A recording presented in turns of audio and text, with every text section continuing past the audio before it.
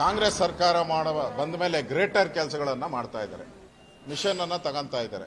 ಕಸ ಗುಡಿಸುವಂತ ಯಂತ್ರ, ಕಸ ಗುಡಿಸುವ ಯಂತ್ರ. ಆ ಕಸ ಗುಡಿಸುವ ಯಂತ್ರದಲ್ಲೂ ಲೂಟಿಯ ತಂತ್ರವನ್ನು ಮಾಡಿದ್ದಾರೆ. ಕಸ ಗುಡಿಸೋ ಯಂತ್ರದಲ್ಲಿ ಲೂಟಿ ಹೊಡೆಯೋ ತಂತ್ರವನ್ನು ಮಾಡಿದ್ದಾರೆ. ಇವತ್ತು 613 ಕೋಟಿ ತೆರಿಗೆದಾರರ ಹಣ ಆ ಕಸ ಗುಡಿಸುವಂಥ ಲಾರಿಗಳು 2.5 ಕೋಟಿ ರೂಪಾಯಿ ಕೊಟ್ಟು ತಗೊತಾ ಇದ್ದಾರೆ. ಅದಕ್ಕೆ ಮೇಂಟೆನೆನ್ಸ್ ಚಾರ್ಜು ಅದು ಇದರ 115 ಕೋಟಿ.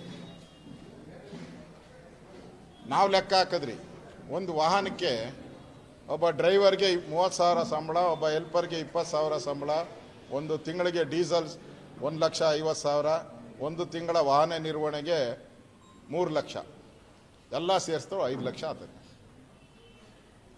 ಎಲ್ಲ ಸೇರಿಸ್ತು ಅಂದರೆ ಇವ್ರು ಕೊಟ್ಟಿರೋ ಅಮೌಂಟ್ ಏನಿದೆ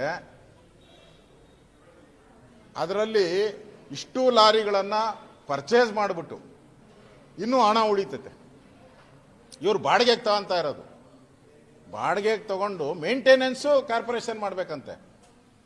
ಬಾಡಿಗೆಗೆ ಲಾರಿ ಕೊಡ್ತಾರೆ, ಕಸ ಗುಡಿಸೋ ಲಾರಿ. ಮೇಂಟೆನೆನ್ಸು ಕಾರ್ಪೊರೇಷನ್ ನೋಡಿ ಮಾಡಬೇಕು. 618 ಕೋಟಿ ಇವ್ರಿಗೆ ಜಾಬಿಗೆ ಕೊಡಬೇಕು.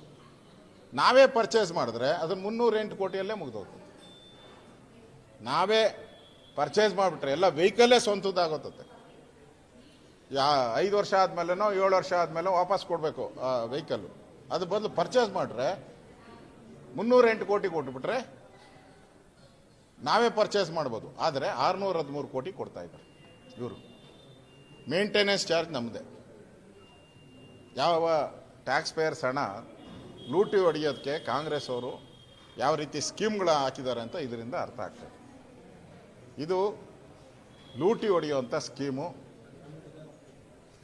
ಇದು ಈಗಾಗಲೇ ಒಂದು ತಜ್ಞರ ಸಮಿತಿ ನೇಮಕ ಆಗಿತ್ತು. ಇದಕ್ಕೋಸ್ಕರ ಹಿಂದೆನೇ ನೇಮಕ ಆಗಿತ್ತು ತಜ್ಞರ ಸಮಿತಿ. ಆ ಸಮಿತಿ ವರದಿ ಕೊಟ್ಟಿದೆ, ಇದು ಒಳ್ಳೆಯದಲ್ಲ, ತಗೊಳಂಗಿದ್ರೆ ಪೂರ್ತಿ ಪರ್ಚೇಸ್ ಮಾಡಿಬಿಡಿ. ನಿಮ್ಗೆ 1 ಬೇಕಾ, 5 ಬೇಕಾ, 50 ಬೇಕಾ, ಹಂತವಾಗಿ ನಿಮ್ಮ ಹತ್ರ ದುಡ್ಡು ಎಷ್ಟಿದೆ ಅದ್ರ ಮೇಲೆ ಪರ್ಚೇಸ್ ಮಾಡ್ಕೊಂಡು ಹೋಗಿ. ಆ ವರದಿಯನ್ನು ಮೂಲೆಗೆ ಬಿಸಾಕ್ಬಿಟ್ರು. ಇವರೇ ಒಬ್ಬ ಇಂಜಿನಿಯರ್ನ ನೇಮಕ ಮಾಡಿದ್ರು. ಅವನಿಗೆ ಹೇಳ್ಕೊಟ್ರು, ಇದು ಫೀಸಿಬಲ್ ಅಲ್ಲ, ಪರ್ಚೇಸ್ ಮಾಡಿದ್ರೆ ಫೀಸಿಬಲ್ ಅಲ್ಲ, ಬಾಡಿಗೆಗೆ ತಗೊಂಬಿಟ್ರೆ ಡಬಲ್ ದುಡ್ಡು ಕೊಟ್ಬಿಡೋಣ ಅವ್ರಿಗೆ. ಪರ್ಚೇಸ್ ಮಾಡಿದ್ರೆ 308 ಕೋಟಿ, ಕಮಿಷನ್ ಕಡಿಮೆ ಸಿಗ್ತೈತೆ. ಟೆಂಡರ್ ಕೊಟ್ಬಿಟ್ಟು ಅವ್ರಿಗೆ ಕೊಟ್ಬಿಟ್ರೆ 618 ಕೋಟಿ ಸಿಗುತ್ತೆ, ದುಪ್ಪಟ್ಟು. ಅದಕ್ಕೆ ಈಗ ಬಾಡಿಗೆಗೆ ತಗೊಳ್ಳೋ ಅಂತ ಇದು. ಅದಕ್ಕೆ ಸರ್ಕ್ಯುಲರು ಕೂಡ ಕೊಟ್ಬಿಟ್ಟಿದ್ದಾರೆ ನೋಡಿ. ಗ್ರೇಟರ್ ಬೆಂಗಳೂರು ಪ್ರಾಧಿಕಾರದ ವ್ಯಾಪ್ತಿ ಇದು, ಆಡಳಿತಾತ್ಮಕ 13ನೇ ಇದು ಕಾಪಿ, ಆರ್ಡರ್ ಕಾಪಿ ಇದು.